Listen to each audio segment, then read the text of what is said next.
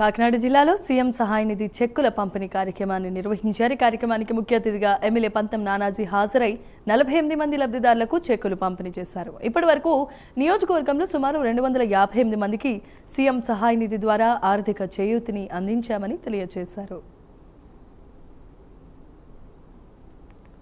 ఆంధ్రప్రదేశ్ ముఖ్యమంత్రి చంద్రబాబు నాయుడు గారు, అలాగే ఉప ముఖ్యమంత్రి పవన్ కళ్యాణ్ గారు యొక్క మంచి మనసుతోటి జనరల్ హాస్పిటల్ మీకు చాలా సార్లు పదే చెప్తా ఉన్నాం. ఇది మా జనరల్ హాస్పిటల్ నుండి జనరల్ హాస్పిటల్లో అనేక సౌకర్యాలు కూడా ఇప్పుడే మెరుగుపరచడం జరుగుతూ ఉంది. మొన్న ముఖ్యమంత్రి గారితో జిల్లాకు చెందిన ఎమ్మెల్యేలందరూ కూడా మాట్లాడడం జరిగింది. గవర్నమెంట్ హాస్పిటల్ మరింత మెరుగుపరచాలి, లేకపోతే అవసరమైతే వేరే చోట కట్టాలి, లేకపోతే ఈ బ్లాక్ లో ఒక బ్లాక్ తర్వాత ఒక బ్లాక్ పునర్నిర్మాణం చేసి బాగా చేయాలని చెప్పి ఆలోచన.